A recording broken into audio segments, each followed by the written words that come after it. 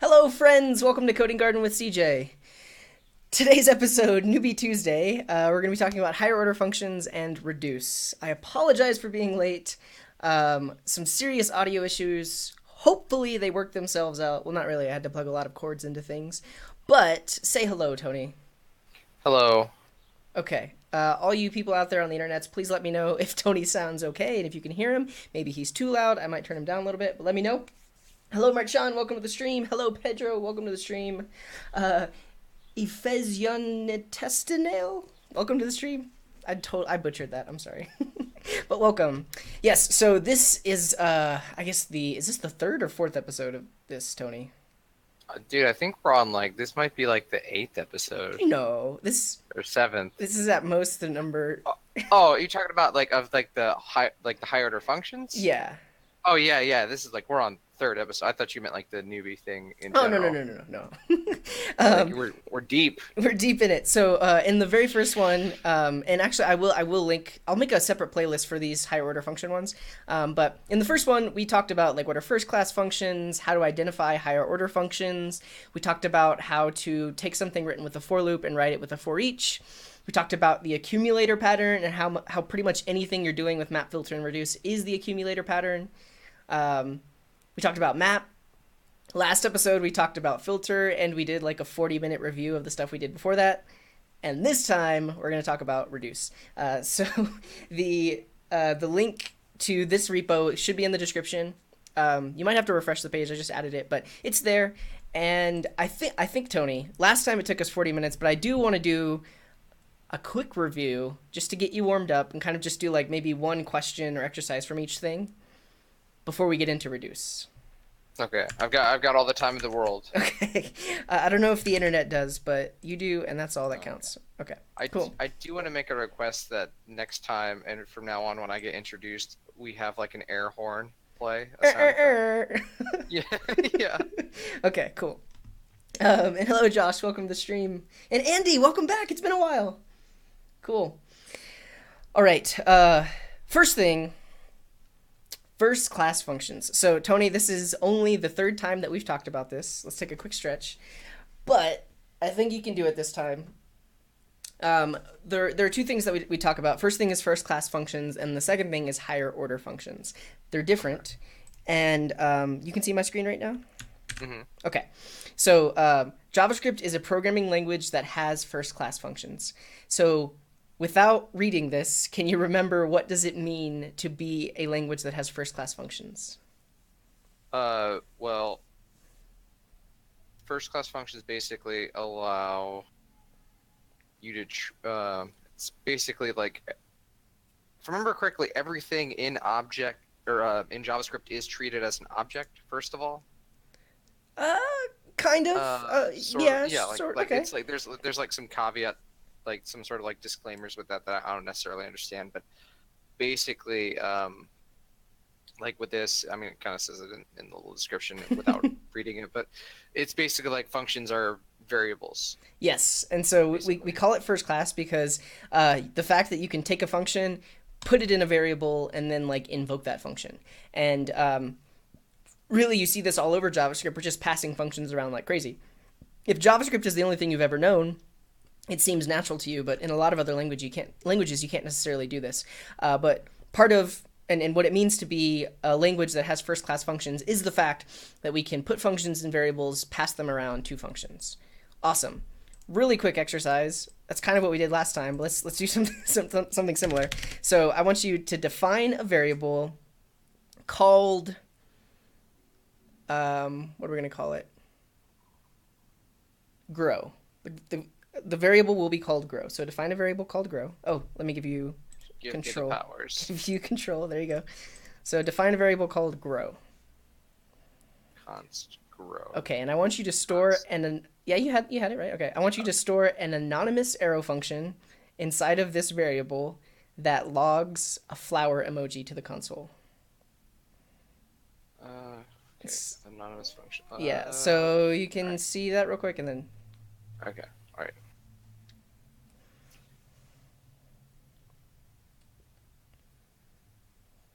And it's gonna make a flower. Well, it's just gonna console log a flower emoji. Oh, okay. Yeah. Like you have to pull up the emojis. Well, actually, I'm gonna use my handy dandy emoji keyboard real quick. Or you know Oh what? yeah. I actually don't have any flowers on the emoji keyboard, so never mind. But yeah, I'll do it for you. Flower.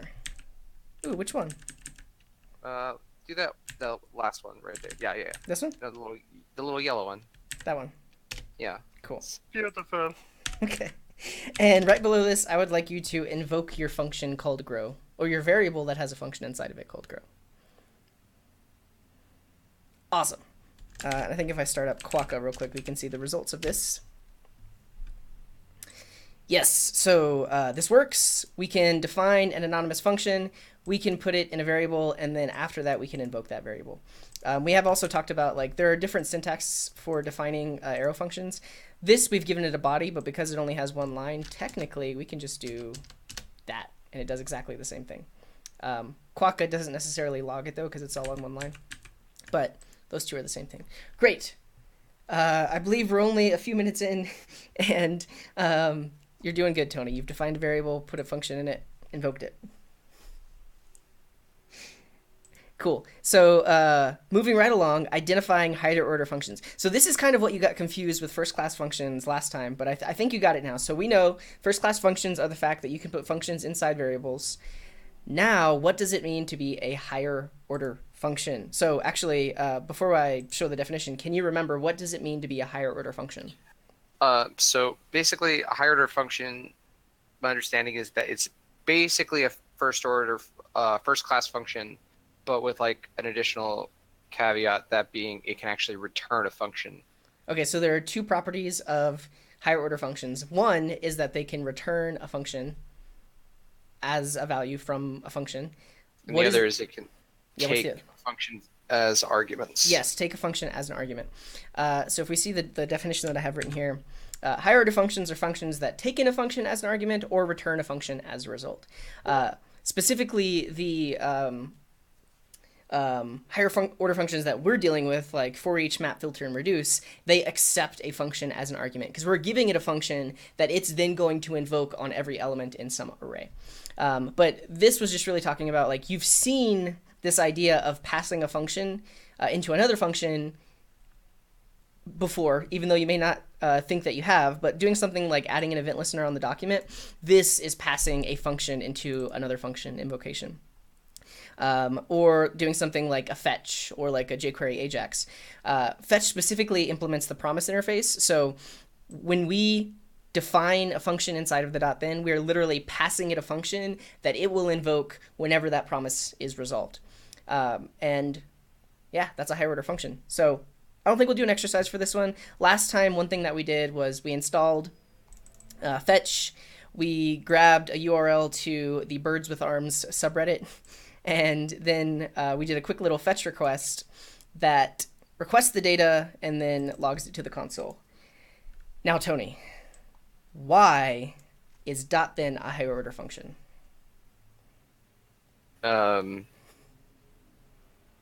Because it is. Oh shit.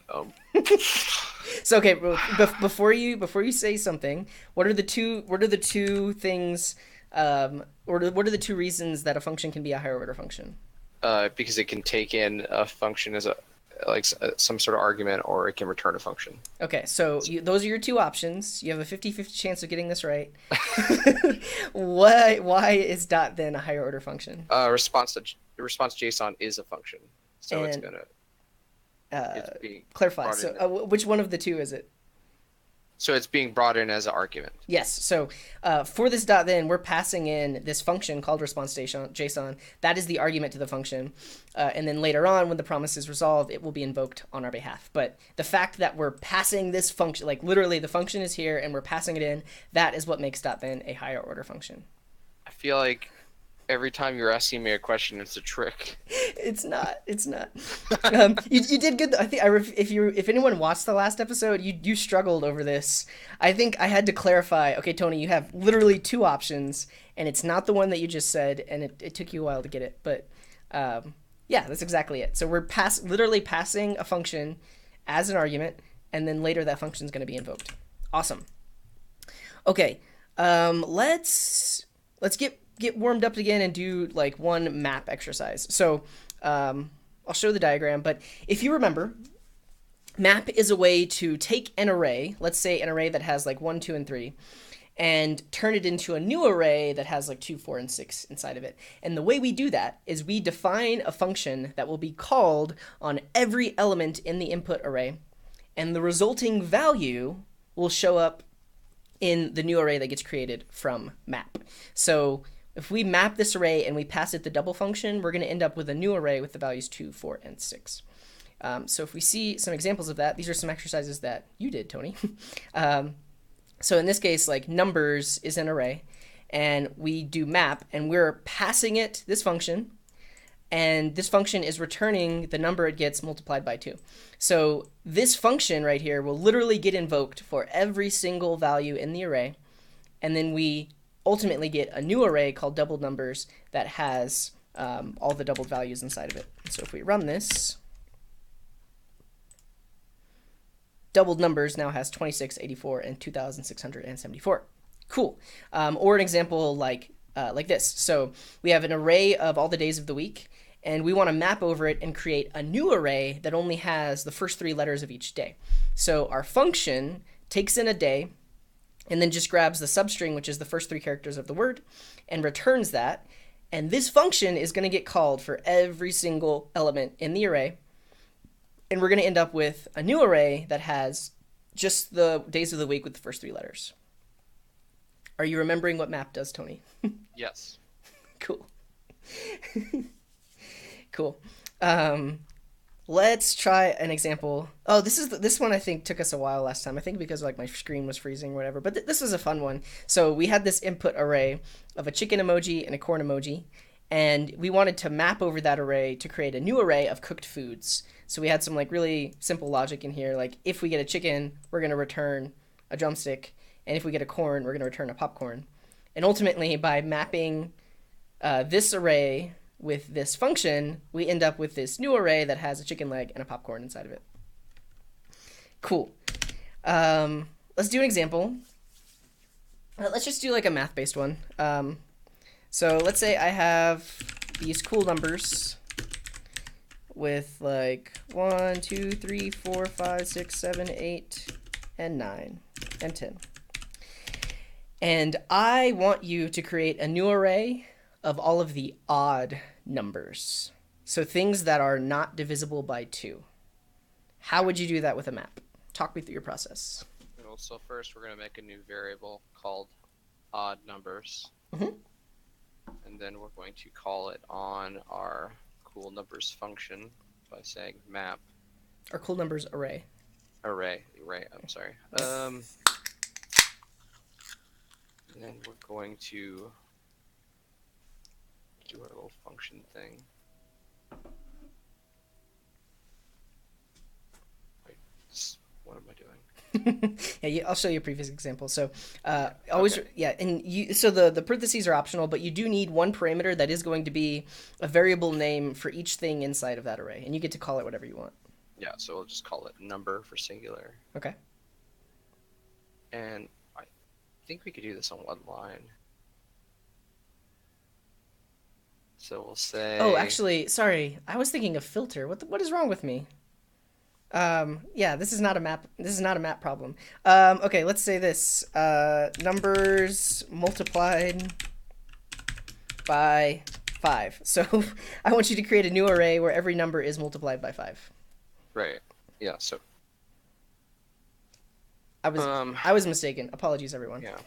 Yeah, I was thinking like we could do like a fake string where we could say like just put music genres and put core on the end of it. What? Oh, like, well, that could work Yeah, too, like hardcore or like, okay, that would be fun. Let's do that actually. Okay, but talk me through your process. I think you're almost done so with this thing. Yeah. yeah, so basically we've got our function that we've defined, or well, our new array rather, New array. Yeah. uh, as a variable. We're calling our old array. We're running the map. We're saying that everything in there is a number, and then we're just saying to return every number multiplied by 5. Yes. So if we were to log out numbers multiplied by 5, we get all the numbers multiplied by 5. Awesome. I like where you're going with that, though, Tony. That's really funny. So let's call this like genres. So we have an array of like classical, um, alternative. What are some other things? There was that joke a couple years ago. There was like bands that they were saying where all the guitarists would like pose like a crab, so crabcore was the thing. Okay, so we have a crab genre. Give me like two more. Noodle, and we'll do jazz. Okay. So what I want you to do, Tony, is create a new array of genres that have the word core at the end of them. You can hyphenate them. You can do whatever you want. But basically, like classical core, alternative core, crab core, noodle core, jazz core. Ah, const core genres equals Yeah. genres dot map.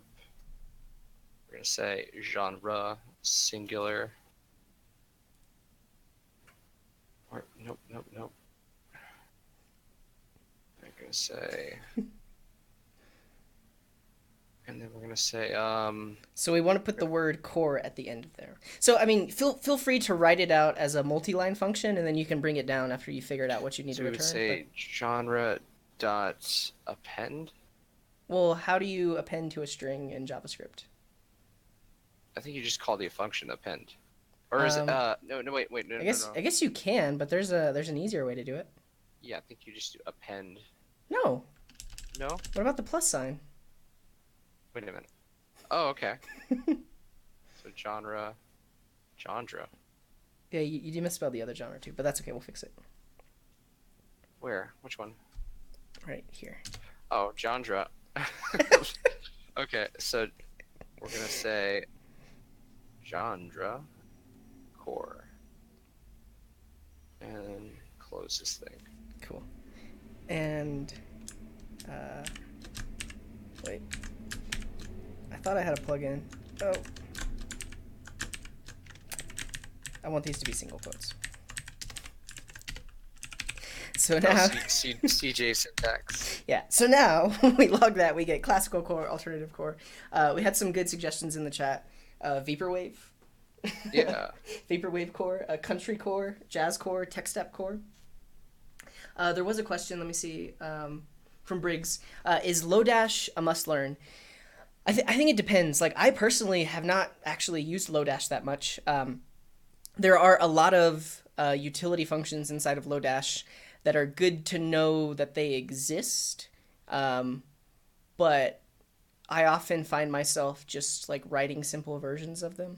I mean, it's nice to have a library that does it, but if you've watched my like Code Katas stream, there was once a time where I defined like two utility functions, one that like creates an object with keys that have like values of a specific count, and then another function that compared two objects to make sure that they were the same object. Both of those functions exist inside of Lodash. I wouldn't say it's a must learn. I would say it's a good utility, and you should be able to look at the docs to find what you need, but not necessarily have like every Lodash function memorized. Were you gonna say something, Tony? Yeah, I was gonna say, I just noticed you're wearing the Coding Garden shirt. It looks really good. I am. Yeah, thanks, man. I would say like it's a little bit tight. I did order a small. A medium might be a little bit looser, but it works. I like it. Yeah, and so Eternal Mist is saying there is a concat. Like, I just like just using this, or you could have used actually, Tony, do this again, but with a template literal. Oh yeah. Yeah, so use a template literal. Okay, so I'm gonna use a template literal. Some backticks. Genre plus. Well, in template literals, you don't need the plus. Oh yeah, you're right. Genre core. Look what our result is giving us. So inside of a template literal, how do you reference a variable? Oh wait. Do I have to do another set of No, backtick? it's still going to be inside of there. You do use the dollar sign, but there's one thing you were missing. Curly braces. Uh, Yeah, so curly braces. Well, no parentheses. Get rid of that parentheses. yeah, I know. Curly braces, and then you put the name of the variable you want there. Yeah, that's a cool way to do it. Nice. Is there so from Merchan? Is there a feature in JS that resembles the star operator in Python? For example, a times 5 returns a in Python. Yeah. So that's good question. Total side tangent, but let's do this. One last map example. We'll say better numbers is this, and we'll have what's a favorite number of yours, Tony? 5. Okay, I like 13. I also like 42. And I want you to create an array called better numbers squared.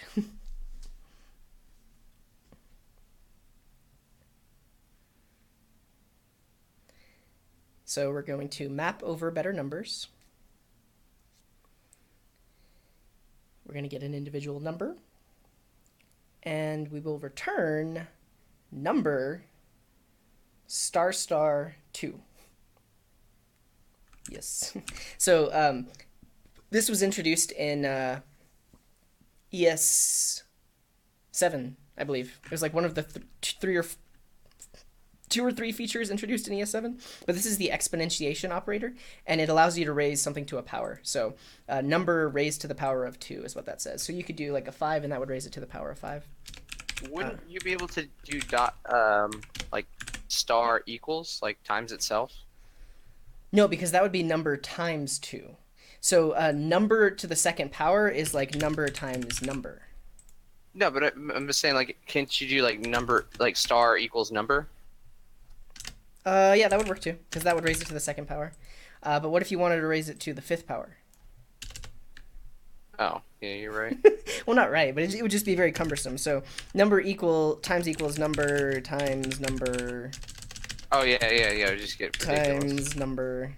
Is that? I guess that would be 5. I don't know. But with the exponentiation operator, you can just do time times 5. Oh, I guess that was wrong. But yeah, so time times 5. Cool. And that is really just syntactic sugar for math.pow, because that's existed forever.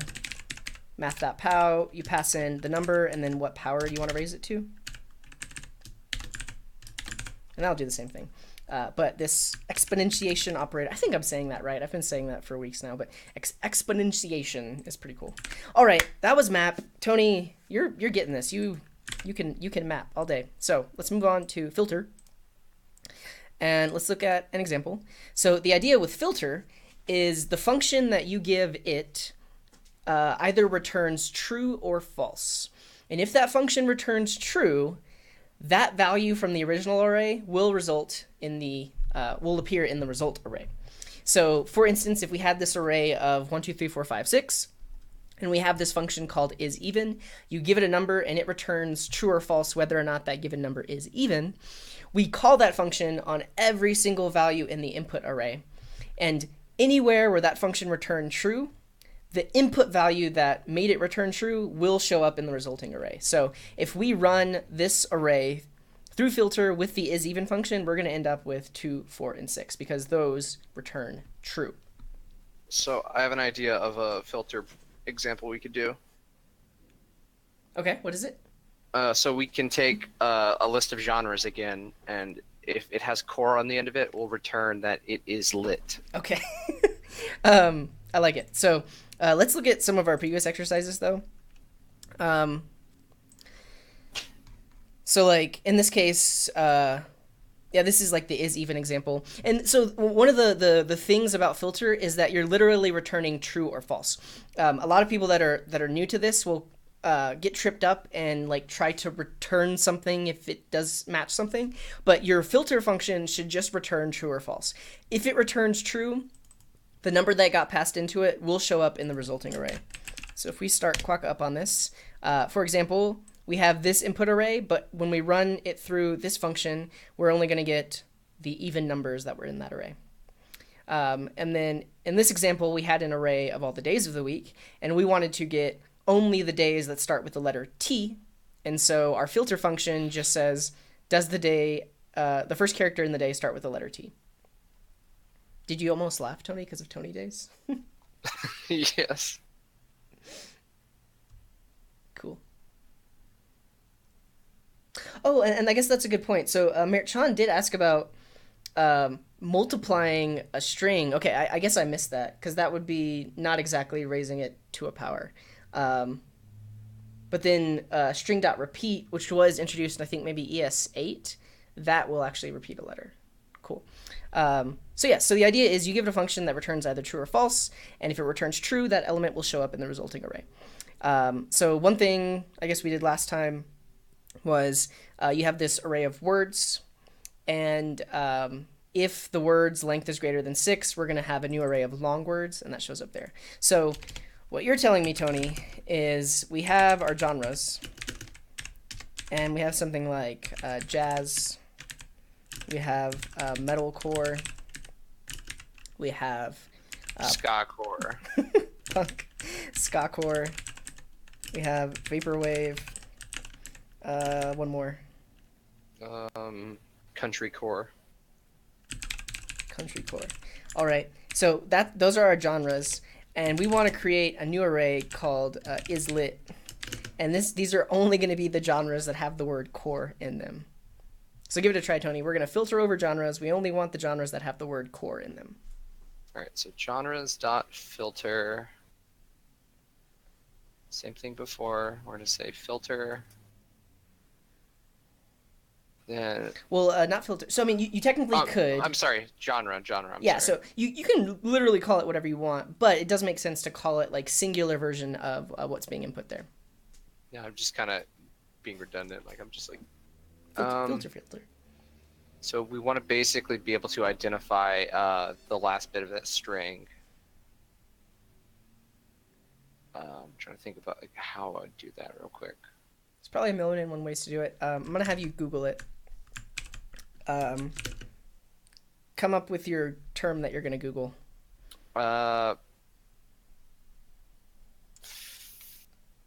Find specific word in string. I would put JavaScript at the beginning of that. So JavaScript find word in string. Search. Okay, there's search, there's index of, there's includes. Probably any of these would work. Probably includes, yeah. So search searches a string for a specified value and returns the position of the match. The method returns -1 if there is no match. Index of works in exactly the same way. And includes just returns true or false if that string contains that one. Which one do you want to use? Yeah, includes. Cool. So genre.includes, and then we're going to say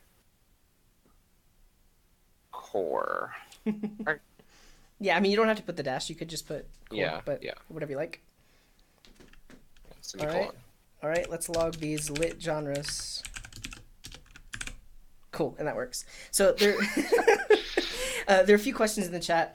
Joss is asking, is this like Java comparator? I'm not totally familiar with Java, but this function that we're passing it is known as the comparison function. Basically, this function runs on every value, and if it returns true, that's what's going to show up in the resulting array. So this is a comparison function.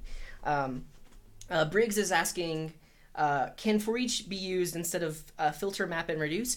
It can, but it doesn't work in exactly the same way. So if you look in the exercises for this, I actually do have how to use for each and like how to convert a for loop to use for each. But one of the things we show is that, and actually if you look at any of the readmes, actually show how you might write something with a for each instead of a filter. So for example, for the is even situation, we define a new array outside of the for each. We use the for each to iterate over the array, and then if our comparison function is true, we push into that array, and then we get a new array of even numbers. But it's a little bit cleaner to do it with filter, because then we don't have to create separate variables, and it just happens kind of all in one go. But if you look at the readmes for some of the other exercises, I show basically how you might do the same thing with a for each. And Pedro is suggesting we could use a regex. We definitely could. And actually, I want you to do this using either index of or search. Let's see how index of works. Okay. The world. Index of. Okay, so let's do it again. So yeah, we'll basically do the same thing. Oop.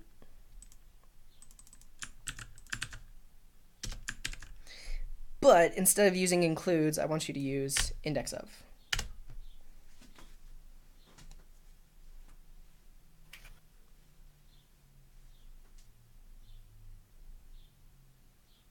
Nope, got it called the genre.index of, say, core. But what do we want to check the index to be? So if we look at how this works, go ahead and read the definition and usage.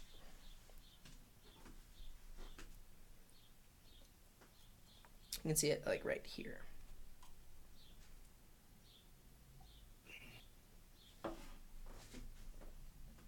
This is probably the key thing that you can use.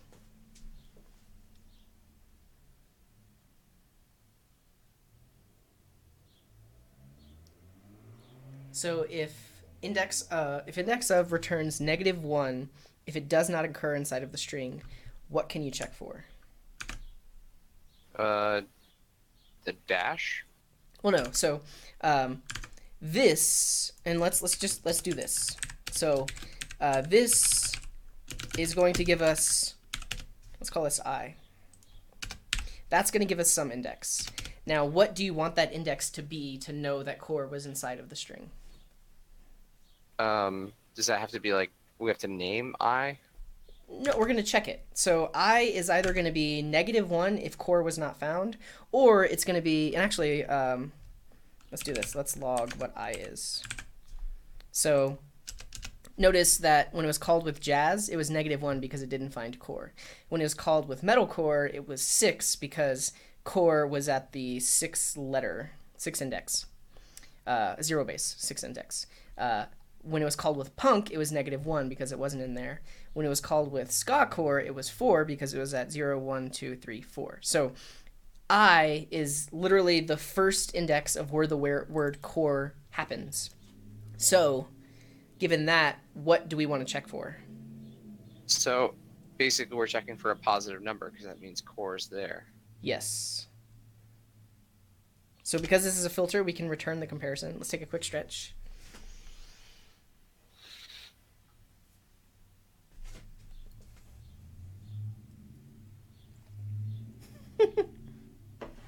And there's different things we could do. We could check, is it positive? Is it not equal to -1?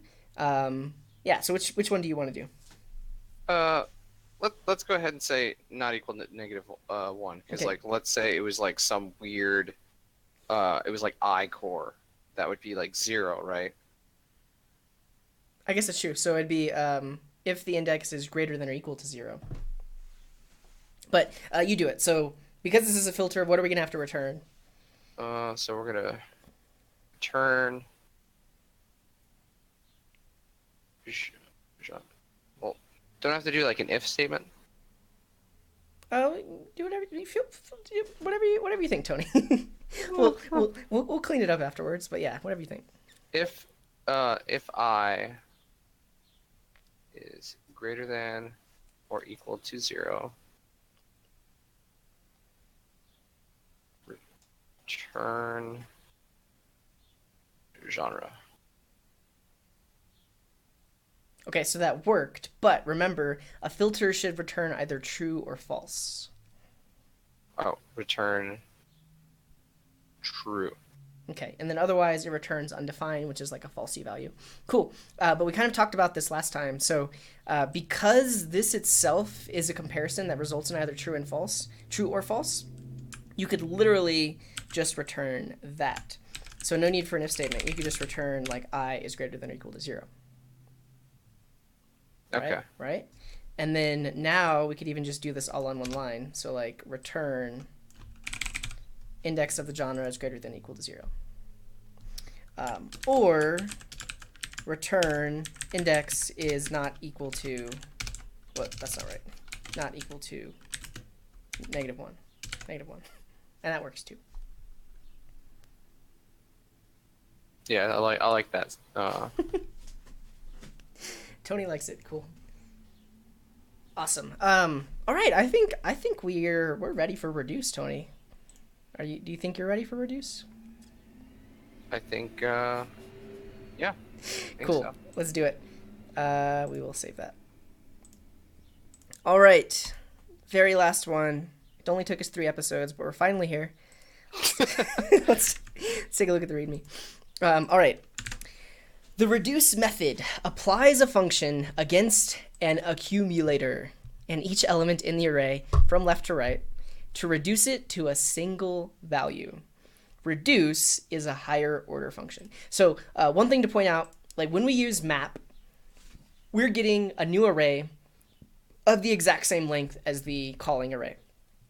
When we use filter, we're getting a new array of varying length depending on how many things in the calling array have elements that match that function, right? With reduce, we can literally get anything. We can reduce an array to a single value. So we could reduce an array to a number if we were to like sum all the numbers in the array. We could reduce the array to an object if we were like indexing things by a specific property of something in the array. But basically, you're taking an array and turning it into a single value. That is a reduce. So the call to reduce will return a single value. The callback function used with reduce will get past the accumulator value and an element in the array. So the one thing that's different about this from map and filter is that the first parameter in the function we define is not the element itself. It's the thing that we're accumulating, the thing that we're building up. And the accumulator value is the value returned from the previous call to the callback function. And the callback function should always return a value to be used in the next callback. This is like word trickery. You might not really even realize what this is saying, but it will all make sense very soon. And the third argument to the reduce function is the starting value for the accumulator. So you're reducing down to a single value. Where do you want to start that single value? Before we look at some code, let me show my handy dandy diagram. So, yeah, I guess you can still see that. All right, so let's say we have this function called add to sum. It takes in the current value of sum and the value that you want to add on to sum. Okay? Mm-hmm. So the left-hand side are all of the values in the array.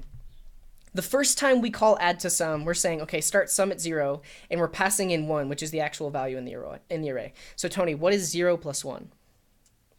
It's 1. It's 1. So that's the result of calling it there. So we now take this value and call add to sum again with that value as the first parameter, and the second parameter is going to be the next value in the array. So Tony, what is 2 plus 1? 3. Okay, so we call that function again. The first parameter is going to be 3. The second parameter is the next value in the array. Tony, what is 3 plus 3? 6. Okay, so we call that function again. The first parameter is 6. The second parameter is 4. Tony, what is 6 plus 4? 10. We call it a couple more times. The first parameter is 10. The second parameter is 5, which isn't a value in the array. What is 10 plus 5? 15. Okay, and then we call that function one more time. The first parameter is going to be 15. The second parameter is going to be 6. What is 15 plus 6? 21. We win. So the result of summing all of the values 1 through 6 is 21. And this is how reduce works. So it's kind of odd to look at it first, but the first parameter to reduce is essentially this single value that you're building up each time. And in our case, we're just building up the sum of the array. So the first parameter is the current sum as we move along the array. Does that make a little bit of sense, Tony?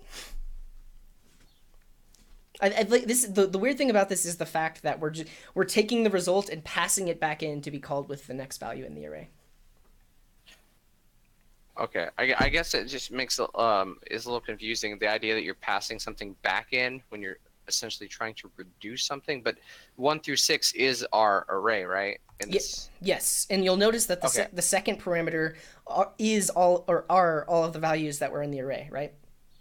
But what changes is the first value that's being passed in. And I guess I'll show, like, we don't have to actually pass this in. The way that we get that to be passed in is by returning the accumulator. The accumulator in this instance is almost like it's like number in the array. Well, the accumulator is going to be the sum, which is the thing that we're building up. Because initially our accumulator sum is 0, and then after adding 1 to it, it's 1. Then after adding 2 to it, it's 3. Then after adding 3 to it, it's 6. So this value here, that is the accumulator. Okay. Okay. It's going to make a little bit more sense. We're going to try some exercises. It looks like Andreas is heading out. I'll see you later. Have fun at the movies. Ali, welcome to the stream. Savage is saying, it's almost like it's accumulating. Yes, that's why it's called the accumulator. And Pedro's asking, what is the second argument? The second argument is the actual value inside of the array. So we're actually saying we're reducing this array with the values 1 through 6 to a single value, which is a sum. And yeah, so Pedro, that's not quite how we call it. I'm going to show an example in a second. Yeah, let's go ahead and get into some examples, and I'll show actually how we would do this, like with a for each even. Okay. So let's say we want to do that same summing of values, but we're going to do it with just a for each. We're not going to use a reduce. So we define our array of numbers. We define a variable called sum, and we start it off at 0. And then inside of our for each time that for each gets called, we add the current number onto sum, right? Add it onto sum. And then after this for each has run, sum will be the sum total of all the values in the array. Does this make logical sense to you, Tony? Is there anything weird or funny going on here? No, I think that makes sense. So it's like we know that for each is going to call this function on every element in the array. So every time it gets called, number is going to be something different, and we're just adding that back onto sum. At the end of it all, sum is the sum of all numbers. Great. All right, now let's write this same thing, but with a reduce. So we say numbers.reduce, and this is where I was talking about where we're actually passing in two values, right? The first value is our accumulator. This is the thing that we're building up, and number is going to be each number in the array. The third parameter, the second parameter to reduce is what do you want to initialize that accumulator as? And in our case, we want to start it off as 0, right? So the comparison here is before we define a variable called sum, started off at 0. With reduce, we pass as a parameter, as an argument into reduce, what that initial value of sum will be. And then take a look at our function. We're given sum and number.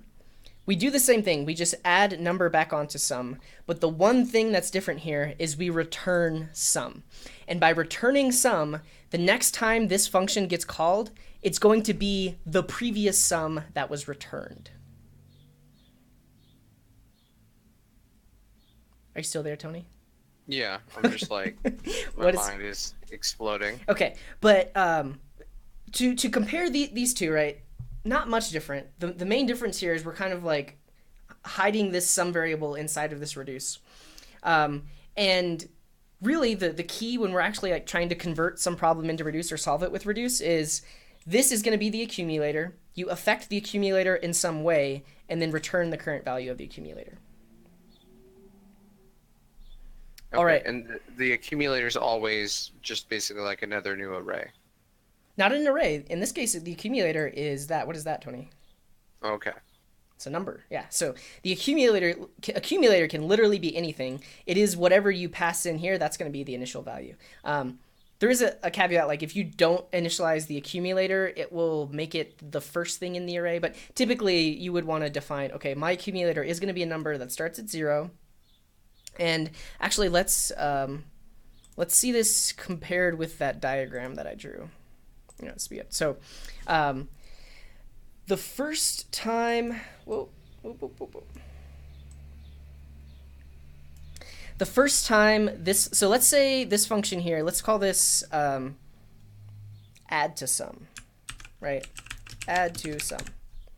And let's say we actually had add to sum defined as that function there.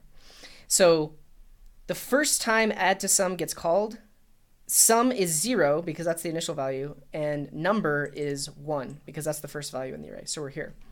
So we say sum adds the number onto it, so now sum is 1. And then we return sum. So the value 1 gets returned. And then we call add to sum again, but this time sum has the value of the previous return. So this time sum has the value 1. So let's keep moving.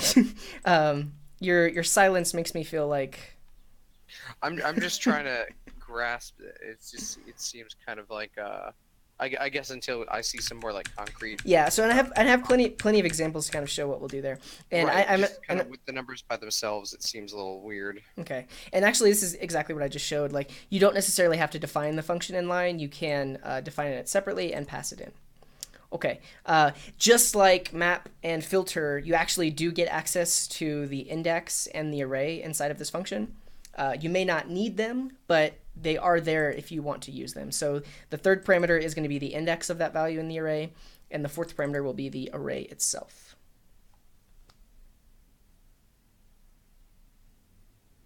Okay. Yes. All right, Tony, let's try some examples. I'm actually going to have you do the sum one, I believe. Yes. You're going to have to do this with a reduce. So create a number that is the sum of all numbers in the array. Now, the way to think about this is just like with map and filter, we define a new variable that's going to hold the new array. In this case, we define a variable that's going to hold the reduce. So what should we call that variable, Tony? We'll call it numbers reduce. I mean, what are we doing to those numbers? We're adding a sum.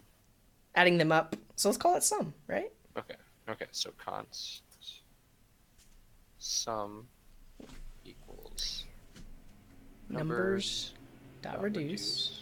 Okay. And so we need to pass it a function. The first parameter is our accumulator. What are you going to call our accumulator? Sum. Okay. And the second parameter is each value in the array. What do you want to call that? So not index, but it's the number itself. Number. Okay. Is my break timer just in time? Let's take a quick stretch. And Pedro in the chat says, "We believe in you, Tony." Someone needs to.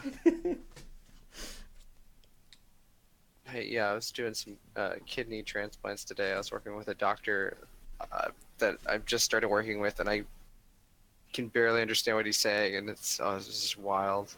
Wow. Was he like scalpel, but with a thick accent? Yes. So, but he was asking for like instruments that I didn't like just recently learned the names to, and I thought he was asking for other stuff, so I'd hand him like another thing. He'd just like look at me funny. So for those of you that don't know, Tony is a surgeon's assistant. I don't know if that's her actual title, but what did you say? I think you broke up. Surgeon's assistant. Surgical tech, scrub tech. Surgical tech. When the doctor says scalpel, he hands him the scalpel. Better hope it's a scalpel. Okay. So let's give this a try. So go ahead and just define the function, and actually give it a body. And before we write anything inside of it, so give it like your curly braces, do your new line, and then we need to add a second parameter to reduce. So where do we want to start this accumulator? Let's start it at 1. But why would we want to do that? Okay. We'll start at 0. Zero. And the reason is because like we don't want this to like have any sort of like side effect. Like we want it to start at 0, so that way when we sum up these numbers, it is the actual sum of those numbers, right? Oh, okay, okay. So now I'm getting it now. So like this thing at the end is literally the index of where the accumulator starts. Not the index. This is the literal value. Okay. Okay, so I'm gonna walk you through this one. The first thing we need to do is add on to the accumulator. So let's add number to sum. So we're gonna do number plus sum. Okay, and where do we want to store this variable or store this value? Inside sum itself. Right. So how do we do that? So we would say sum equals. Yes.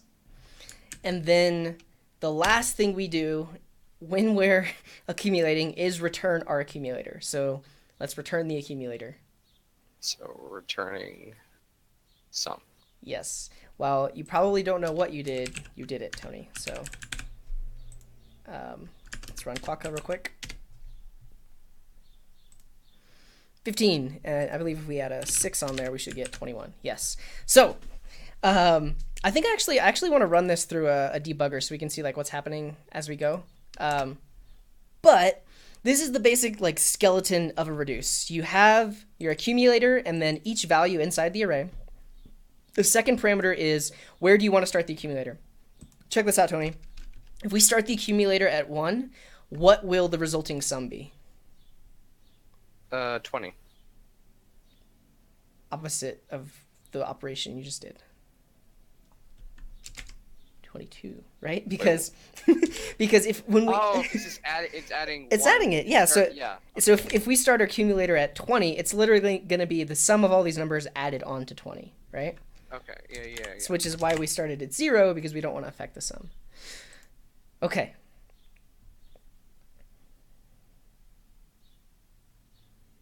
Oh, all these are super tricky. Okay, okay, Awesome. I'm glad we're doing super okay on time. But okay, so in this next problem, we have this array of fruits. So we've got banana, cherry, orange, apple, cherry, orange, apple, banana, cherry, orange, and fig. So some of the fruits occur multiple times. So what we want to do is we want to create an object where the key is the fruit itself and the value is the number of occurrences of that fruit inside of this array.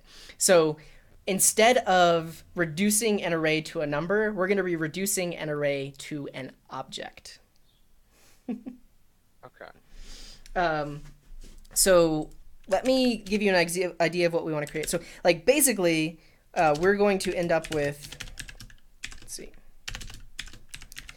We're going to have like an object. It's going to have like the word banana as a key and then like 3 as a value because banana occurred 3 times. We'll have the word cherry as a key and then 2 because the word cherry occurred 2 times. And then the word apple as a key and then 2 because apple occurred 2 times. So our reduce ultimately is going to be creating something like this. Okay. Okay, cool. I'll leave that there for reference. But let's do it. So first create your variable. What are we going to call this reduction? So we're going to call it const fruit sightings. Okay. So how many times we cited a given fruit? Is that how you spell sightings? Yeah. Okay. It's just, like, it looks kind of weird Okay. for some reason. Okay, so let's reduce fruits. Okay. So fruits dot reduce and Okay, what are we going to call our accumulator? fruit. Does that make sense? Nope, because look at how we did it here. So accumulator is the thing that we're building up. It's honestly okay to call this accumulator the same thing that you're calling the variable. And then the second parameter is what is each thing inside of the array. So I think fruit should be what we call each thing inside the array, but what should we call the accumulator? It could be fruit sightings. It could be counts, Yeah, we'll do counts. That makes occurrences. more sense. Okay. I spell anomalies, but I don't know how to spell that. Do you have control? Yeah. Yeah, give it a try. There's a question in the chat from Rodrigo. What would be a practical use case for a reduce function? I would say definitely check out my code kata streams because I use reduce all the time. And basically, like what we're doing right here is something I use reduce for all the time. Basically, creating an object with some count of something that occurs. So like you could reduce the strings in a letter to an object that has the count of each letter inside of that string. Or reduce an array of things you get back from an API call to an object where their keys are their ID in the database and their values are the objects themselves. By reducing it, you now have an object that's kind of like indexed, so it's really easy to just grab a specific item by its given ID. That's probably one of the biggest use cases for reduce. And yeah, let me like pull this down here. Oh, not that. Okay, Tony. So we've got our reduce function. Now, where do we want to start our accumulator? And you have to think about, this is going to be our resulting value. So what should the accumulator start as? 0. No, it's not a number. What is this thing, Tony? Oh, it's going to start at banana. No, Tony. What is this thing? Oh, it's an object. Okay, so we should start this as what? As Empty object. That's it. yes. Yeah, so we start off as an empty object, and we're going to be building this thing up as we move along. Okay, I'm glad you got that only after like 3 tries. I would have been sad if it would have been more.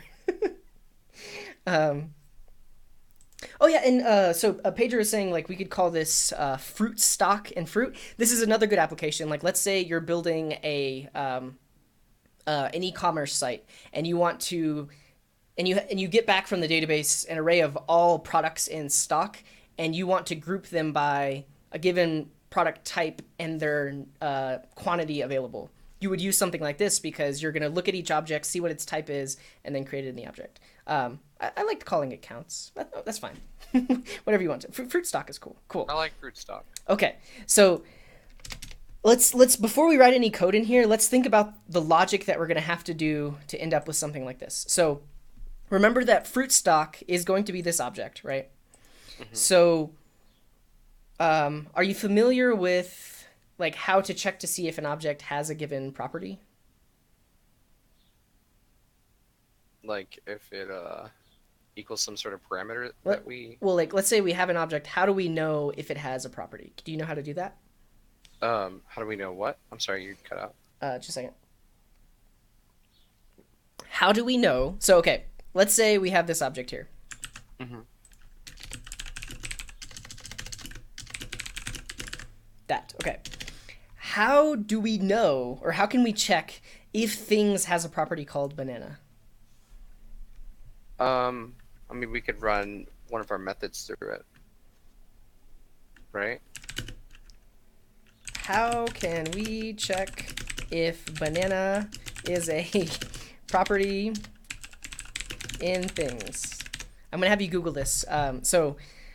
Because basically what we need to do, right? I'm gonna write you out the pseudocode and then we'll kind of like write the code to do it. So first we need to say check if the current fruit is a property in fruit stock. Because if we haven't seen it before, then basically we want to like set its count to be like 1, right? So check if the current fruit property is in fruit stock. If not, add the property to fruit stock, and I'm gonna spell that right, and set the value to 1. Okay. If it is, increment the value at the given fruit property in fruit stock. Okay? Is this making sense? Because basically, we'll start off with an empty object, right? And then we'll say, right. Okay, and we're going to start here. Does this object have the property banana? Does it, Tony? Yes. This object? Oh, wait, the empty object? Yes. No, No, and it it's doesn't. no. And that's we're using that because it starts off as empty. So it doesn't have that. So we're literally going to add the property banana and set its count to 1. Okay, we go back around. Does this object have a property called cherry? Yes. This one, Tony. Oh, that one. No, no, no. It has nothing. It's just one banana. No, so we add a property called cherry and set its value to 1. Okay, so we go back around. So I'm pointing up here because now we're on orange. Does this object have a property called orange? That object does not. Okay, so we add a property called orange, set it to 1. Then we get to apple. Does this object have a property called apple? Nope. No, it doesn't. So we add it and we set the value to 1. Now we get to cherry. Does this object have a property called cherry? Yes. Yes. So we go there and we just increment it. 2. Like that. Okay. Now we get to orange. Does this object have a property called orange? Yes. So we go to it and we increment that value. Then we get here. Does this object have a property called apple? Yes. So we increment it. So this is the idea. This is what we're going to be doing. We're going to write it. It's going to be awesome. Okay. So the thing we need to figure out right now is check if an object has a given property, right? I think I wrote this out. How can we check if banana is a property in things? So we're going to Google this, Tony. What would you like to Google?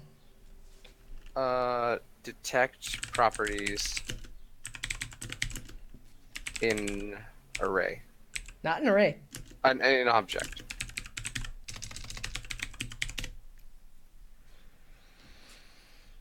Which one do you want to click?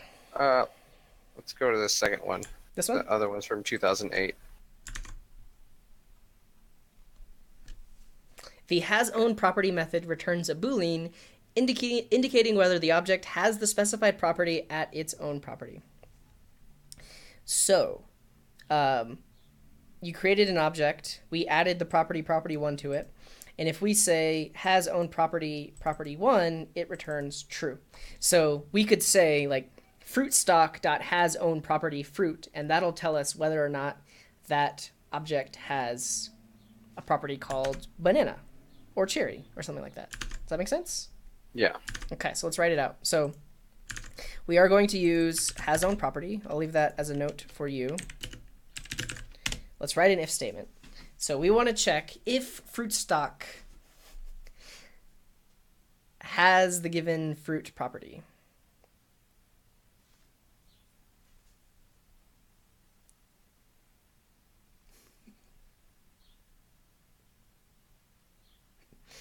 It's going to be a long night for Toby. Someone spelled your name wrong. It's okay, though. Okay, so what this says is if fruit stock has this property. Mm-hmm. So basically, we're in this case. So if it is, and if it's not, sorry, and then if it's not, is going to be an else statement, right? Okay, so we're there. So if it is, we want to increment the value at the given fruit property in fruit stock. So are you familiar with how to access a property dynamically on an object? Like I plus plus kind of thing? No. So we basically want to say fruit stock at the given fruit property, whether it's banana or cherry or orange, plus plus. Yeah, so we do want to do a plus plus, but how do we get access to that specific property? So we would say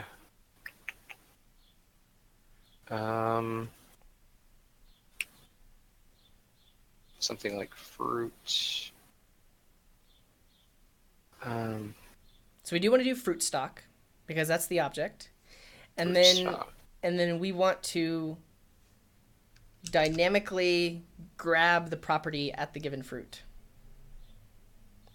I'll give you a hint. We want to use bracket notation, but I'm going to have you Google this. So basically, we want to like get the property for a variable inside of an object, right? Because fruit... Did you have an epiphany, or were you just breathing? Sort of both. So Okay, go ahead. I was gonna say, so we would ask Google like find um, number of instances of property. Well, not number of instances, because basically we just want to reach into this object. Because okay, so this is the case where it has that property. So let's say we're right now our object looks like this, right? It's all the counts are 1. So when we say has own property, let's say that's banana, that's going to give us true because this thing has that property. Now, I want to reach into this object and say banana plus plus, right? Fruitstock.banana.plus+. But we can't just type dot banana because we have this variable, right? Mm-hmm. So this is literally the name of the property that we want to access inside of the object. So Okay. let's Google it. Object. So we'll say JavaScript dynamic object property access. Property accessors. Let's see. Oh, yeah. So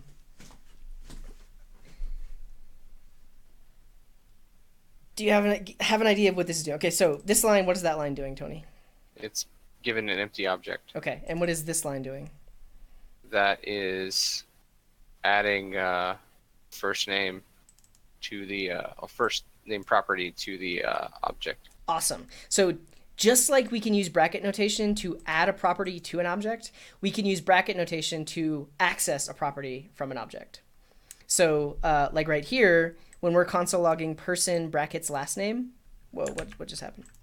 Person brackets last name, that actually logs, oh yes, so we define the object here.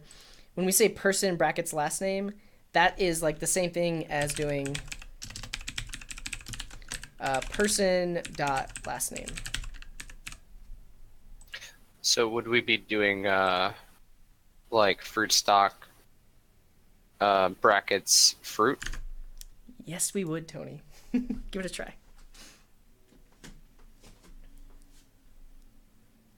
Okay, and then we want to increment that value. Fruit. Not quite. So bracket, you have it. So bracket fruit, that's going to be like banana, right? That's going to give us the banana property itself. So the plus plus needs to go after it because we want to increment that specific property. All right. Do I need to? Just plus plus. Okay. Yeah. Oh, like that. Cool. I guess this syntax is weird because there's like brackets and there's pluses and there's like lots of different things happening.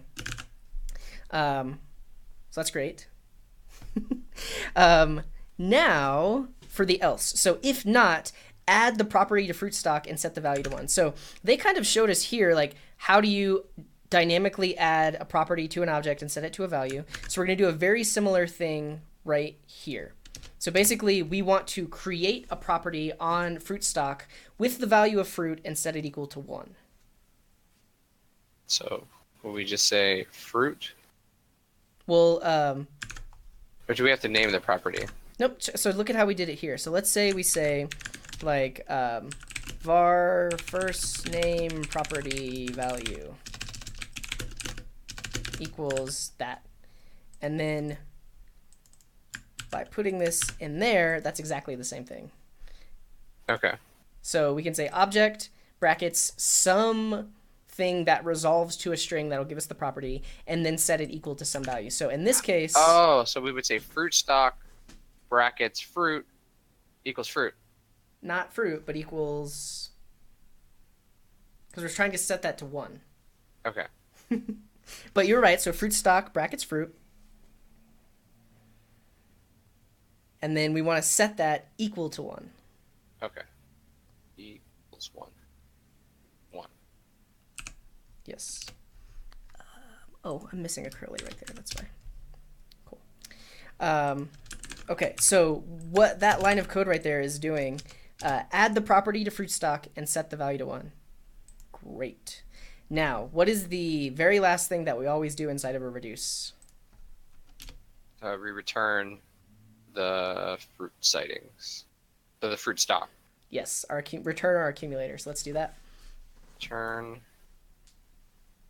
fruit stock. Keep thinking about Hey Arnold.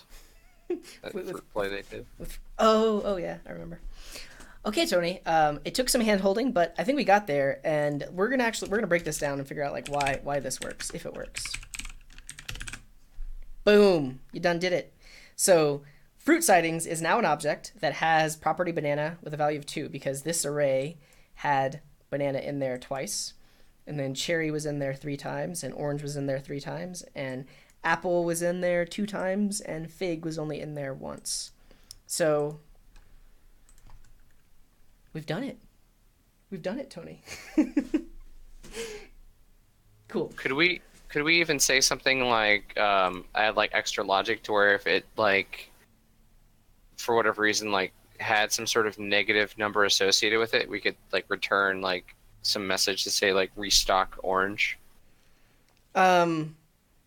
It would be a different scenario, like because instead of like just strings, maybe we have objects that have a quantity property, and we want to add up all the quantities of anything that is of type fruit or something like that. And if any of the quantities are 0, yeah, like let's say we had like vending machine or whatever, like it was like vending machine 1, and it's like or something like that, like had the bananas in it, and then like if it still is putting all the bananas together, but if it like found like vending machine 2 has no cherries, then we give like a message for that. yes. Am I making sense? It's doable. Okay. I don't we might not necessarily use a reduce. Like we might reduce it to an array of all the things that are out of stock. That could be possible. You might actually use a filter for that, but here's what I want to do. Before we move on to the next example, we're going to step through this thing line by line, just like the JavaScript engine would. So I'm going to stop Quokka here.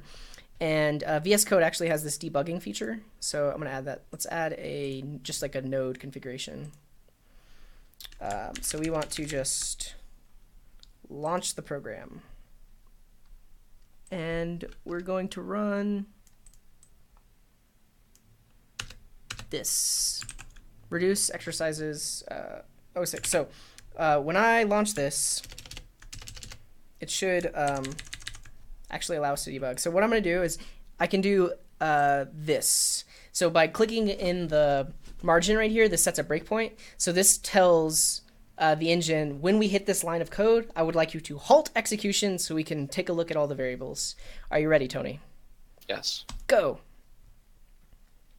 Okay, so execution has halted. I can wrap it. And you'll notice on the left-hand side, we can see the values of all of the variables. Right now, fruits is undefined because we have not evaluated this line of code yet. But if I press this arrow, it'll jump to the next line. And now we see that fruits has the value with all of the fruits inside of it. Cool? Mm-hmm. Okay, so we're there. Now, we're going to run into here. So I'm actually just going to set a breakpoint. Yeah, I guess I'll set it there. And we'll step into this. And notice this is the first time that this function is being called. Because this is the first time that it's being called, what do you expect the accumulator value to be? The first time it's called? Yes. It's going to be 1. Not 1. What are we starting? What are we starting our accumulator as? Oh, we're starting it with like an empty object. Right. So the first time we call this function, this is literally going to be an empty object. And you can see in local variables, fruit stock is just an empty object. And with this array, the first time it gets called, what's the first value in the array? What's the first value in this array, Tony? It's banana. Yep. And so right now, fruit is actually equal to banana. You can see that. So the first time this function is called, we have an empty object, and fruit is banana. Now we'll see if fruit stock, which is this empty object, has own property banana. And is that true or false, Tony? That is true. Is it? What is fruit stock right now? Fruit stock is banana. Nope. Or no, it's an empty object. It's false right now. Right, because it's an empty object, it doesn't have this property. So we skip over that, and now we say fruit stock at banana equals 1. So watch what happens over here with fruit stock after this line of code runs. Boom. Now fruit stock is an object with a property called banana and a value of 1. Great. Now this is where we return fruit stock.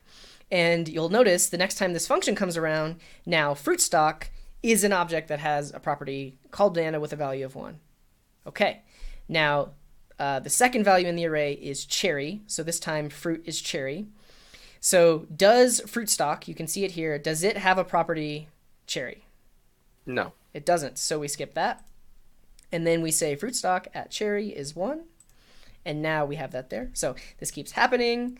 So this is literally like how we were going through it a second ago. Yes, and this literally just runs and runs. So after this, we're going to have orange, and then we'll run it again, and we'll get apple. Now, we've come across cherry again. So at this point, we're like here in the array. So does fruit stock have a property called cherry? Yes. It does. So this time we go into this if statement, and we say fruit stock at cherry plus plus. So watch it happen. Boom, it jumps to 2. Awesome. And now this returns fruit stock, and it happens again. So it goes back around. This time fruit is orange. We have seen orange before, so we are going to go into this if statement. 1 is going to increment to 2, and then we're going to return it around. So it'll keep happening. Ultimately, we'll get here. I'm going to set a breakpoint there.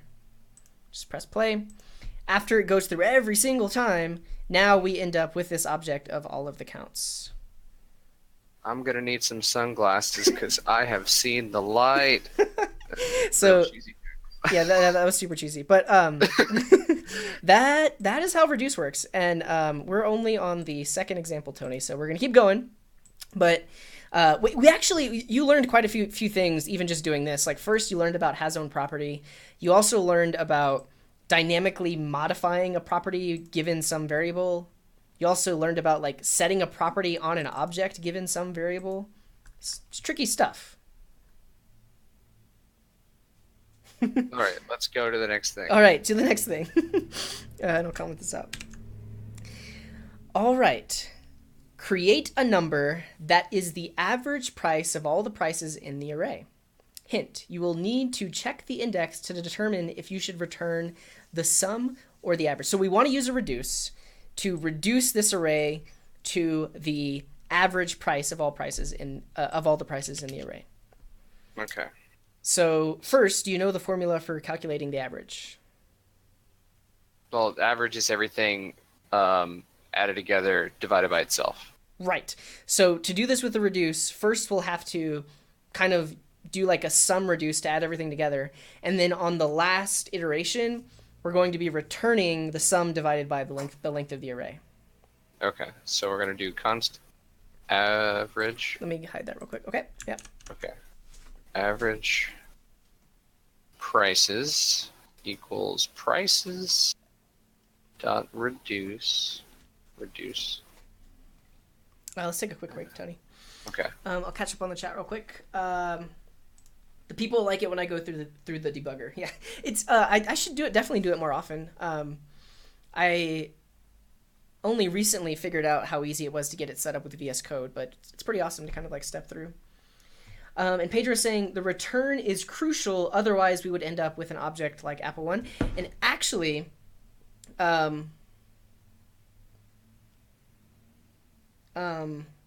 if we didn't return anything, so if we forgot to return fruit stock, the whole, like, we would actually get some errors because the second time this thing got called, fruit stock would be undefined, and then we would try to do like has own property on some undefined thing. Mm-hmm. I am getting a suggestion from Mirchan. He's saying, why not some current item divided by item count every time, rather than checking if it's the last index. Will that give us, like, I guess that could give us a running average, yeah. So you take the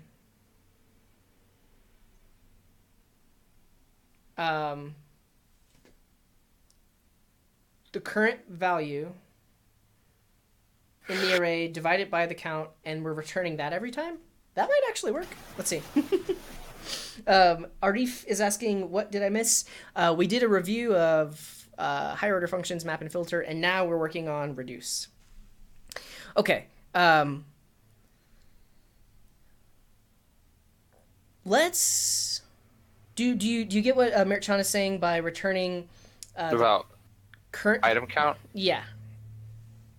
Would we be doing basically just a simple everything added together and then divided? Well, instead of adding it together, we actually are just dividing it in place. I'm curious if that gives us like a running average. Okay. Yeah, that makes sense. Okay, so ultimately, I am going to call your accumulator just average price because we're reducing this whole thing to a single price, right? And our accumulator is actually going to be average. Let's actually get rid of that hint here. So our accumulator is going to be average. Now, one thing you can do is if you don't pass in the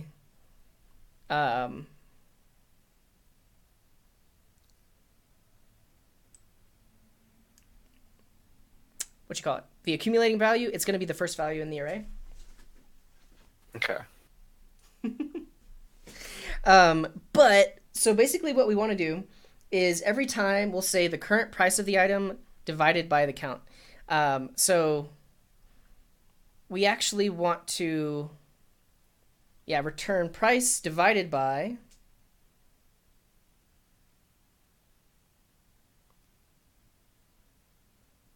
just regular division will work. And let's actually get access to the array itself inside the function. So if you remember, we also get like index and we also get the array. So that will give us the length of the array. So you can do like array.length. Cool.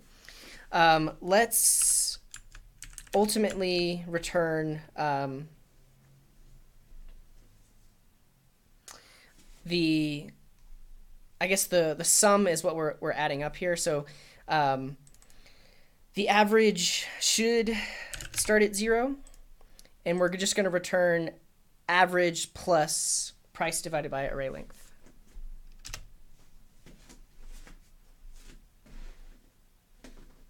And we need to return that. Okay. So nope. Just return the whole thing. This. Because we start off average as 0, and then the first price is going to be $29.76. We divide that by array length and then add that to 0. And then the next time this gets called, this is going to be price divided by array length plus the next price divided by array length. So let's log the average price, and let's debug this thing. So let's run it. I'll get rid of that breakpoint. Okay, so right now prices is undefined, but the moment we rerun that line of code, now prices has those values inside of it. And we'll throw a breakpoint right here. And so the first time this function gets called, average is 0 because that's what we're starting it off as, right? Mm-hmm. Price is going to be $29.76 because that's the first price in the array. Index is 0, and then array is the array itself. So we're going to be returning 0 plus $29.76 divided by array.length.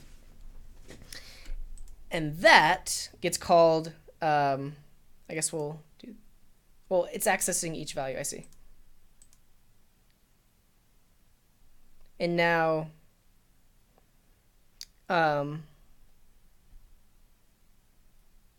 wait, sorry, let's do this again. I do actually want to store this in a variable. So just so we can see it returned every time.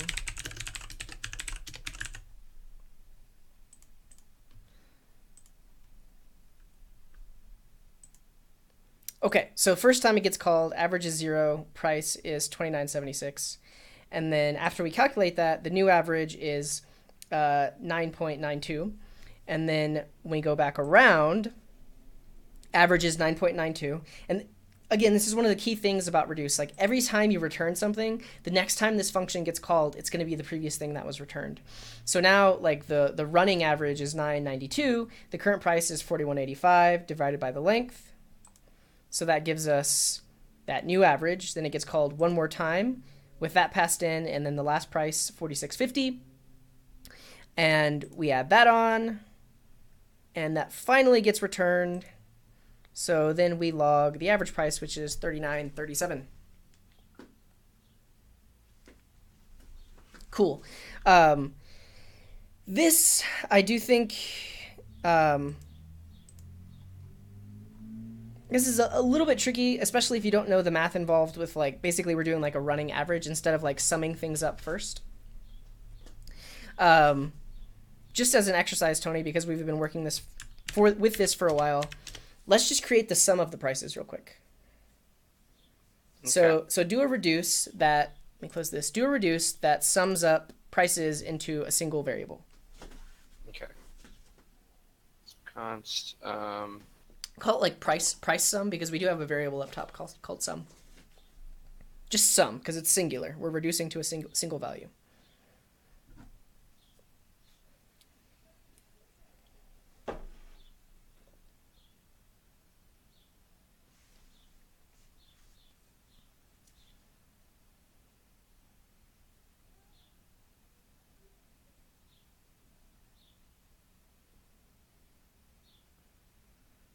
Okay, and where do we want to start our accumulator? We're going to start it at 0. Okay.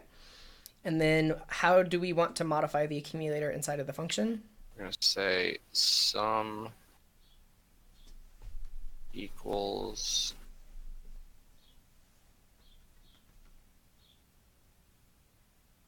sum plus price. Mm-hmm. And then what's the thing we always do at the end of a reduce function? We're going to return. So we're going to return sum. Really, we could just return sum plus price. Yeah. Oh, okay. Yeah. And then this ultimately will give us the sum, price, sum, that thing. Let's run a clocker real quick. Cool. The sum is that. If we divided price sum by prices.length, we get the same value that we got whenever we did this. Cool. What is this next one? Create a new array with the first 3 letters.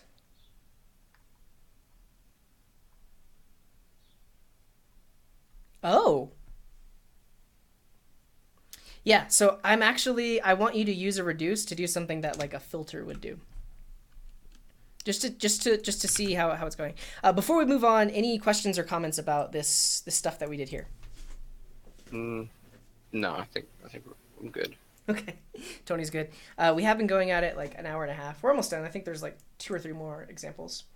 There was a question in the chat. Do I like VS or Atom more? I used Atom for like probably 2-3 years, and I've been using VS Code for like 2 months now. I like it. It's got a lot of nice things built in, a lot of cool extensions, like this debugging thing that's just built in. I never really found a good plugin for Atom that did debugging like that. And then, yeah, Merchan is saying that float error. I'm guessing it's because of like our running average instead of just dividing the whole thing at the end. Yeah. Okay. So this is a weird one, Tony, but the way I want you to think about this is even an array is a single value. So ultimately, we're reducing this array of days to a new array of days that only have the first 3 letters of each day. So let's start it off just like you normally would. So we're going to create a variable. Let's call it like short days. Sure. We're going to say days.reduce. Okay. What are you going to call your accumulator?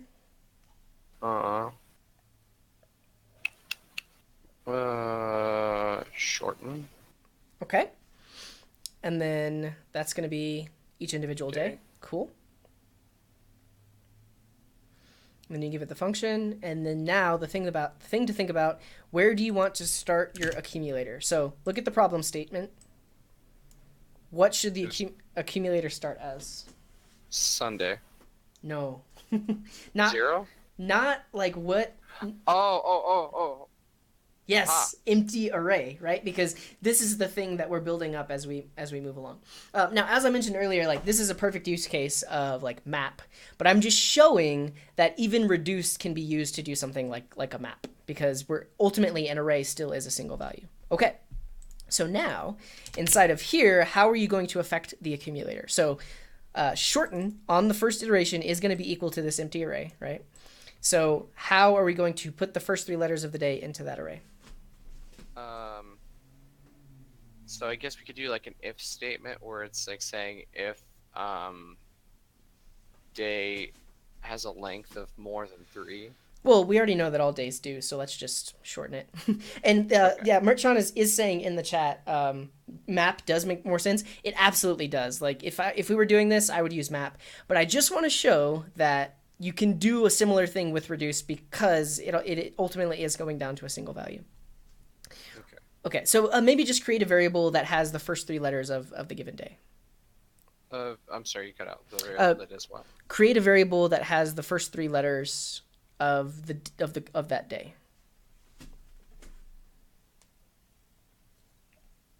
What did we use for map? We used substring. Yeah, substring would work. Okay, so day dot sub string. And Luke says, "Dude, love the channel. Appreciate it, man." I think we just do 0 and 2, right? I think 3 because it's non-inclusive. Okay. 0 and 3. Okay. So 0. Wait. Honestly, let's let's see what we did, because we did the same problem with map. 0 and 3. Yeah. Okay. 0, 3. Okay. And we'll return. Well, remember that this is a reduce, so we ultimately want to return the accumulator. What's our accumulator? Right. We want to return shorten. Yes. So we want shorten to equal. Well, no. So we're returning shorten, but before we return it, we want to put. Stop it, Tony. Stop it. I'm not doing anything. You were moving the mouse. Okay, but before we return it, we want to put these first 3 characters into that array. So how would we do that? Oh, okay, so we're like pushing them. Yeah. Okay, so we're gonna do push. Not push. You say array dot push and then pass in what you want to push. Not array. What is the array we're pushing into? Shorten. Mm-hmm. Shorten dot push, and we're gonna say first 3. Yes, and that's it. We'll log short days, and it works. It's probably like the 3rd time I've said it. This is a perfect use case for map, and you would probably use map instead. But just showing that reduce is pretty flexible in what the accumulator can be. Let's take a quick stretch. Hello, Daniel. Hello, Kristen. Thanks for tuning in.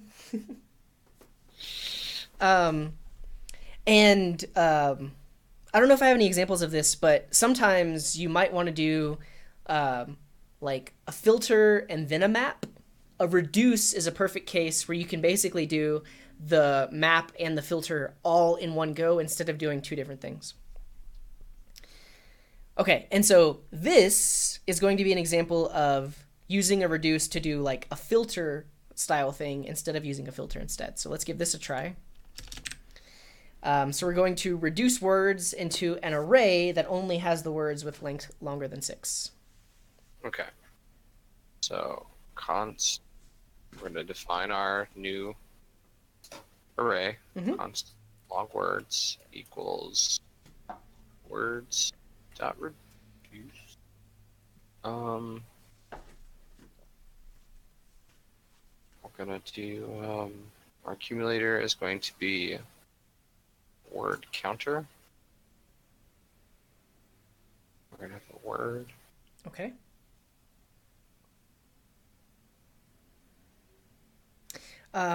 It's not necessarily word counter because like we still are ending up with an array. Like the result of this reduce will be an array.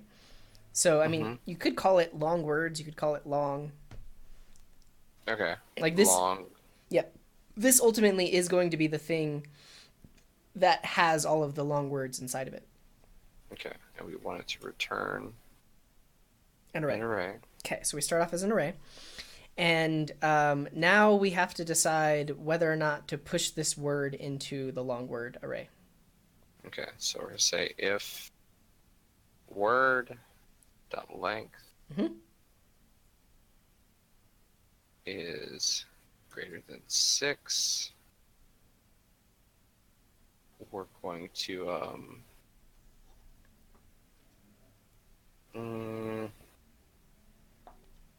long word dot push word, Okay, and then what's the last thing we always do inside of a reduce? and we're going to return. Return the accumulator, yes. Um, yeah, you forgot the capital W right Oops, there. sorry. Yeah, no worries. Okay, and this does it. Again, this is a perfect use case for where you would use filter, but we're really just showing that reduce can be used to do something like a filter as well. Okay, Tony, I think we've got 2 more for you. This one is going to be very similar to when we counted up the different counts um, in the array of fruits, right? It's gonna be similar to that, but actually a little bit easier because we want to create an object where the keys are the ID of the person and the values are the people. So we're going to create a new object. It's going to look a little bit like this. It'll have like a key 1, and then the value will be all of the information about CJ. And then it'll have the key 2, and then all of the information about the person with ID 2. Okay? Okay. Okay, so let's give it a try. So this thing is called people. So we want to reduce people. Let's call it like people by ID.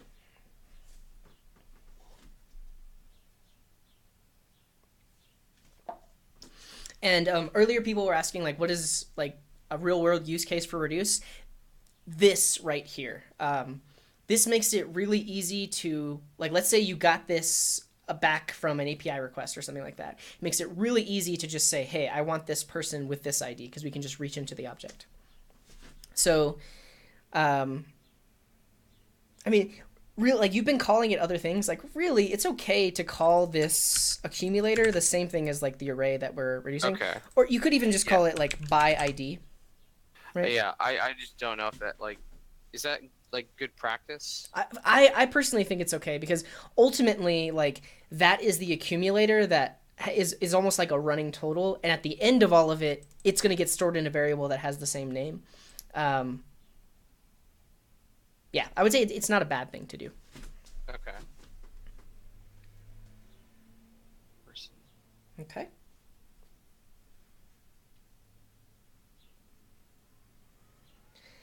And where do we want to start this accumulator? We're gonna start it at 0. Well, not at. What do we start? What do we want to start it as? Like what?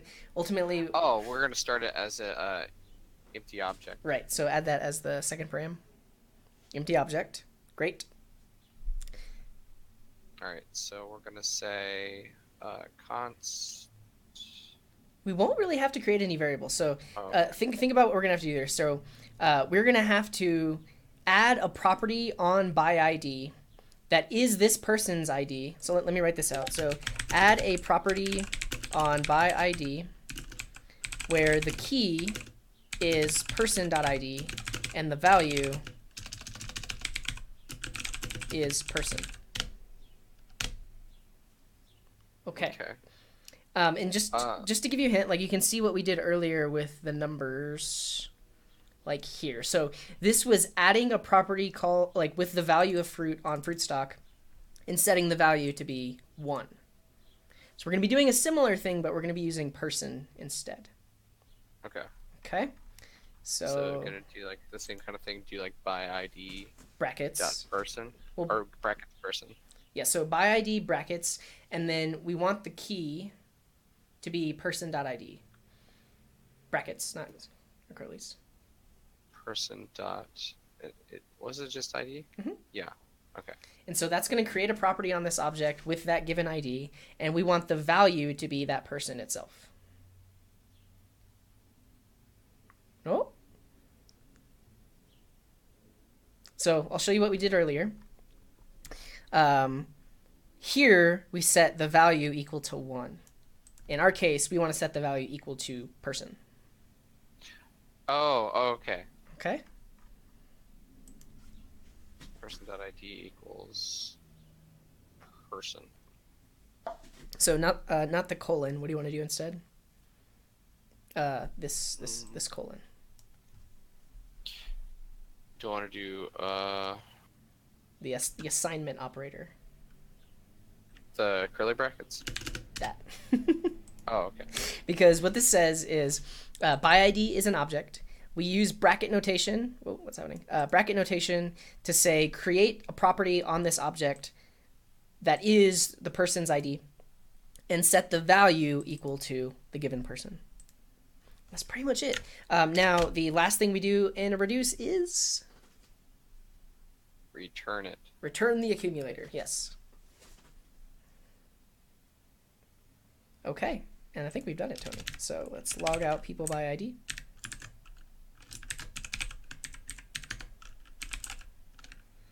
People.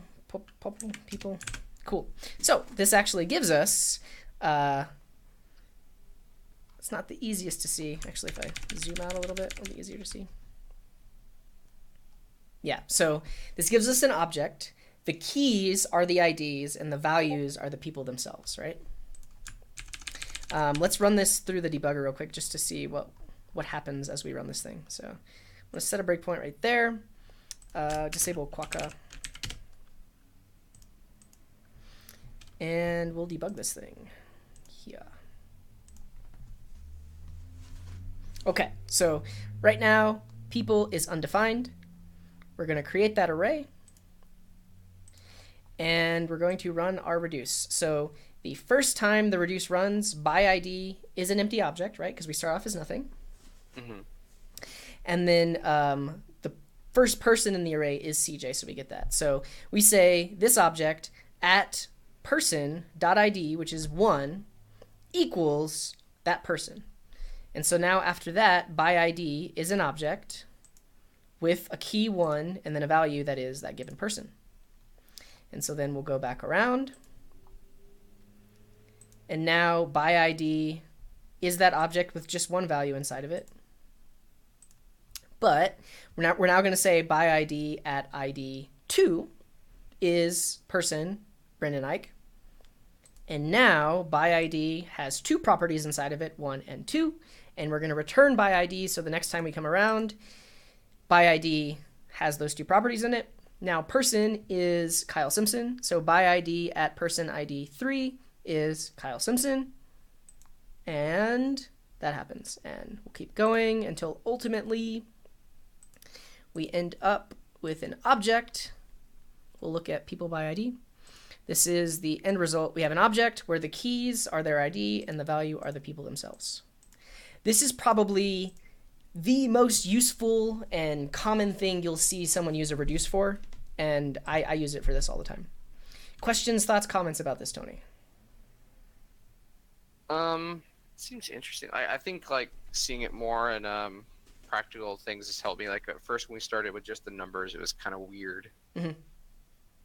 Because it was just kind of, like it's like numbers for numbers' sake, but like seeing more like real world examples kind of things, it's making a lot more sense. Definitely.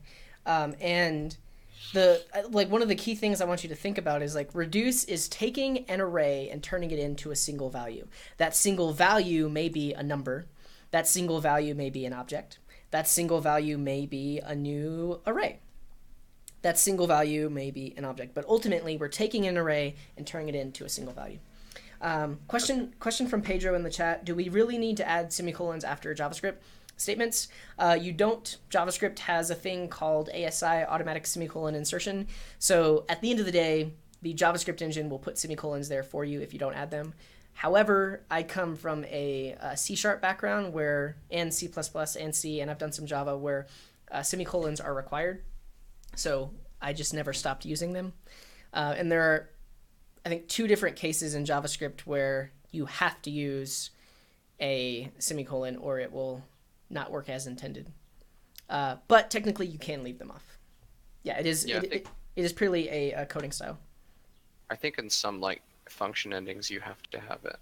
Yeah, there's the case where I'm not going to get into it, but there's like the immediately invoked function expression. If you have that immediately after a line that doesn't have a semicolon on it, it thinks that you're trying to like invoke that assignment because the function is right after it with parentheses. But if you put the semicolon there, it's like, okay, we're done with that, now define the function. And then the other thing is a return statement. So if you have a return statement and you put the value you're returning on the next line, it inserts the semicolon there, so your function returns nothing. Immediately invoked function expressions, they get abbreviated. Is that called an IFI? Yes. Okay. All right, I didn't know how to say that. Tony knows things. Cool. All right, this is the last exercise, Tony. We're doing pretty good. And this is very similar to the last one, but it's a little bit trickier because, so in the last one, we organized the object by ID, right? So ultimately, things with a given ID only occurred one time, right? So,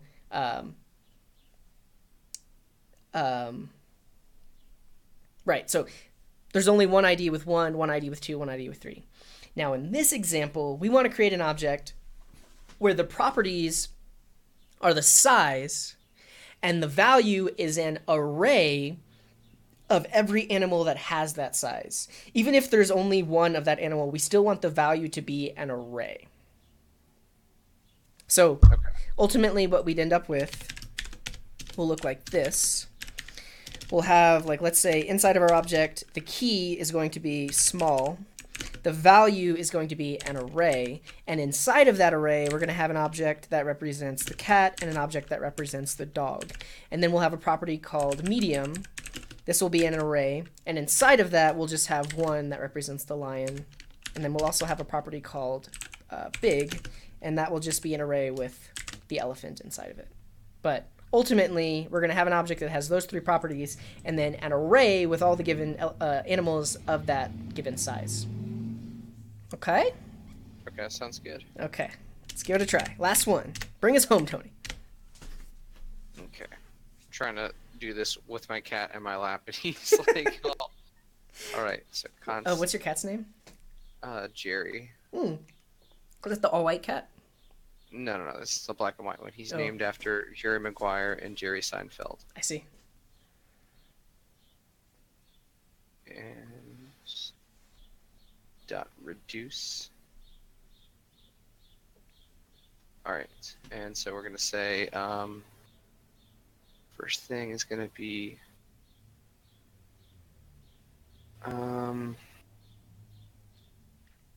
animal size. I would call it that's our that's our accumulator. Yeah, so let's call this like by size or something like that. Okay. Let's take a quick stretch. Last one of the stream, most likely. Luke is asking, aren't we starting off with the same things we are ending with? In a way, I mean, we still have all of the same things that are in the original object, but we're reformatting it to be an object that has properties small, medium, and big, with the values that are arrays that have those animals inside of it. Okay, 20. All right. So by size is our accumulator. What else do we get access to? We want our animal. Individual animal. Very good. Yes. And we're going to give it our little obese arrow. There we go. And where does the accumulator start? Like what is it initially? It is returning an object. Yes, so it's going to start off as an empty object. Let's define it there. Oh, I lost control. Did you? Yeah. Oh, sorry. Yeah, my mouse was... Wait, just a second. Stop what you're doing, Tony. There we go. Okay, try again. All right. All right. Okay, so we're starting it off as an object. And Okay. and now I'll write out the pseudocode and then you'll kind of have to convert it. So first we want to check does by size have a property that is the current animal size? If not, we are going to set the size property on by size to be an empty array. Okay? And then we'll just have that, and then we'll say by size at the given animal size, we'll push this animal. Let's say push animal into array in by size at the given animal size. So, okay, so let's start here. We want to check, does by size have a property that is the current animal size? All right, so if by size dot has own property size. Well, not size. We want to look at animal dot size. And so has has own property is a function, so you want to invoke it.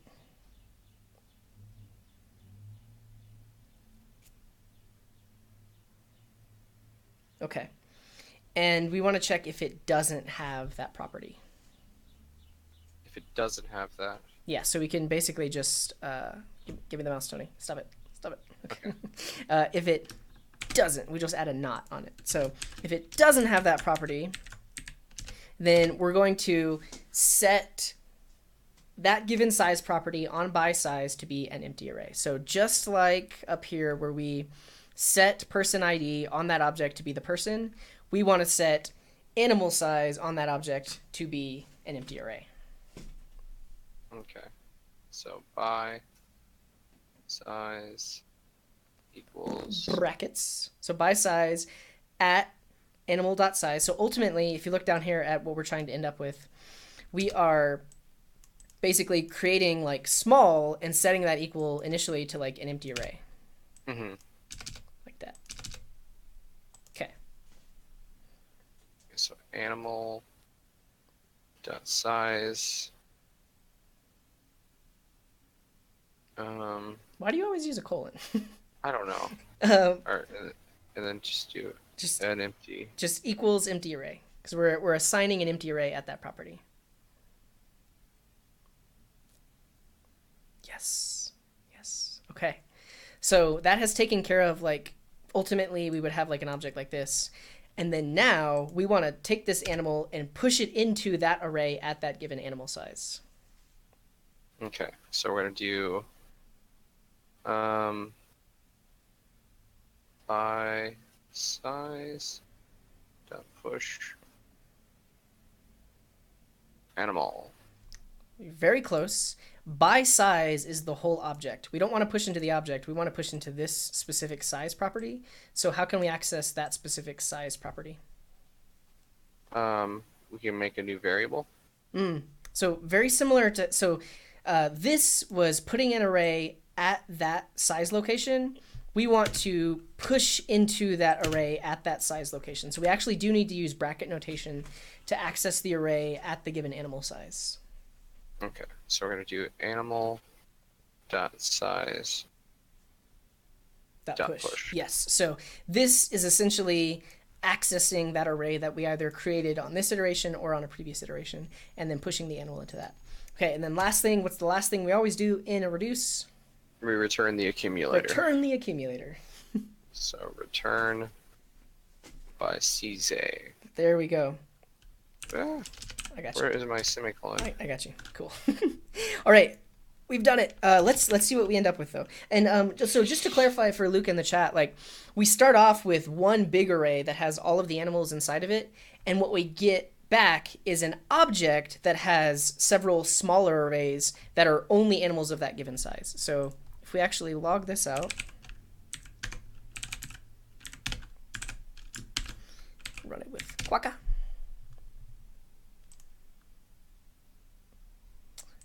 I'm going to run this through the debugger, actually, just so we can see.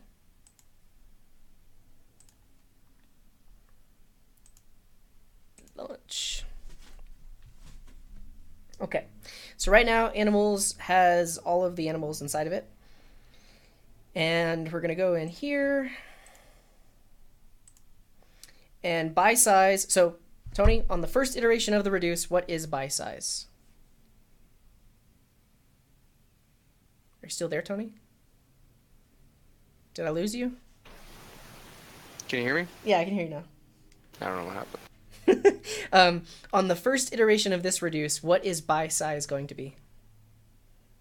By size is just going to be empty object. Yes, sir. So because we started off as empty, and on the first call of this reduce function, by size takes on the initial value that we pass in. Okay, so by size is an empty object. So when we say, does by size have the property, and the current animal is cat, does by size have a property called small? I'm asking you, Yes. Tony. Does it? Yes. What is by size? The animal. Nope. By size is the empty object. Oh, okay. So does this empty object have a property that is small? Yeah, because we pushed cat into But it. we haven't yet. We're only on this line of code. So right now. Oh, so now. No, so by size doesn't have the property small. So it goes into this if statement, and it says by size at small is an empty array. And so now we come out here, and right now, by size, now it does. Now it has this property called small that is an empty array. And then we're going to say by size at small, push this given animal. So after this line of code runs, now by size is an object that has a small property with that cat inside of it. Cool. And we come back around. This time, by size has a small property, and the animal we're currently looking at is a small dog. So, Tony, you tell me, does by size have a property called small? Yes. It does, because we saw it last time. So we skip this if statement, and we just immediately push the dog into the small property. And now by size small property has an array that has cat and dog inside of it. Cool. And we'll go back around. This time the animal is a lion, and you can see it here. Does by size have a property called medium? No, not yet. Doesn't. So we go into the if statement, we create that property, which is now an empty object, and then we push the lion into that. Good to go. You can see that happen over here. There's the lion. And then on the very last iteration, I believe the animal is the elephant. And does our object have a property called big?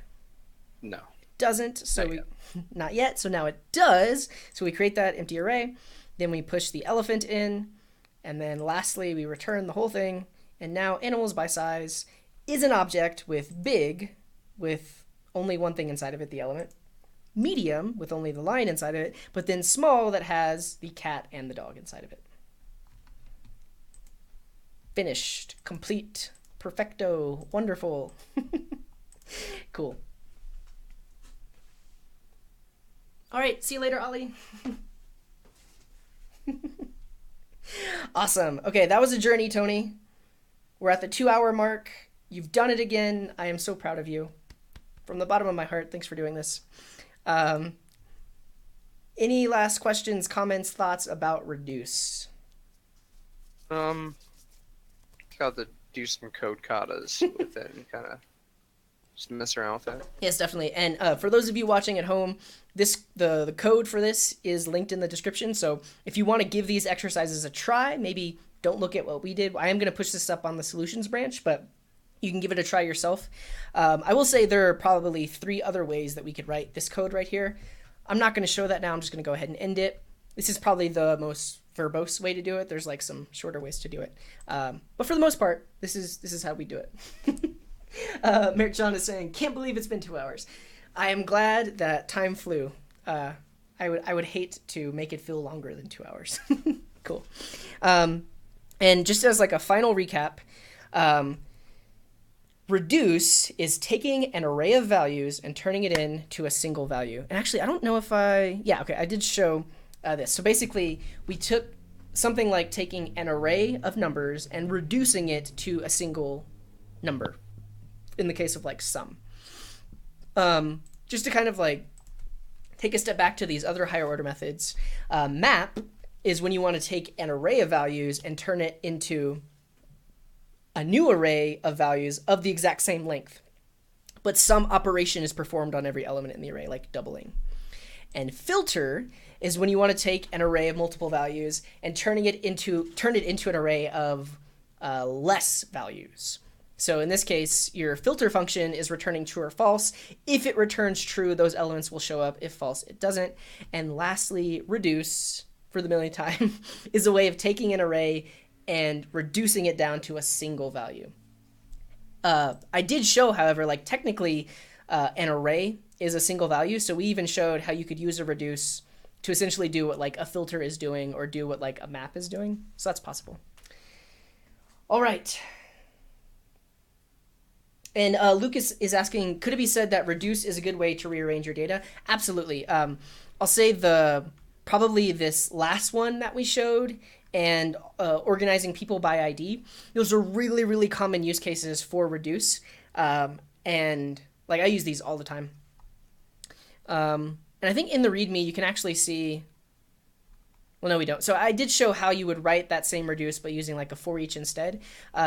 Similarly, these last two, like organizing an object by ID and organizing an object by type that are arrays, you could do those same things with for each. You just have like external variables, but reduce is a common way to do that. All right, we've done it. I guess the last thing is section 7 talks about more array methods. Map, filter, reduce, for each. Those are like the really common ones and ones that you should be very familiar with. But I have linked in here some of the other higher order methods that come in handy pretty often. If you ever watch my code kata stream, which I'll be doing number 9, I think number 9 tomorrow night. But if you ever watch that, I tend to use some of these like every, sum, find. Sometimes I'll use sort. But these similarly are higher order functions in that they take a function that's going to be called on every element in the calling array. All right. Tony, how you feeling? I feel pretty good. All right, you did great, dude. Like that, like this was some tricky stuff. And also, I think honestly, we might do a Newby Tuesdays where we just like do some weird stuff with objects, like dynamic property access, and checking if things have properties, and different stuff like this. Because like this, if you've never seen it before, is like very weird syntax. But that would be fun to do. But like I said, you did great. Thanks everyone for tuning in. It's been fun. Like I said, tomorrow night is Code Katas. You check out the YouTube channel. You can click set reminder for that. That's going to happen tomorrow night at 8:20 p.m. Mountain Time. I would say if you click on the video, it'll show you the actual time in your time zone. For whatever reason, the time on the homepage is off, so make sure you click on it. And yeah, link to the code is in the description. I will be pushing up the code we wrote today to the solutions branch. But that is pretty much it. Let's say hello to the fishy. There he is. There's Dash. I fed him just a little bit today. He's been overeating. He's kind of bloated.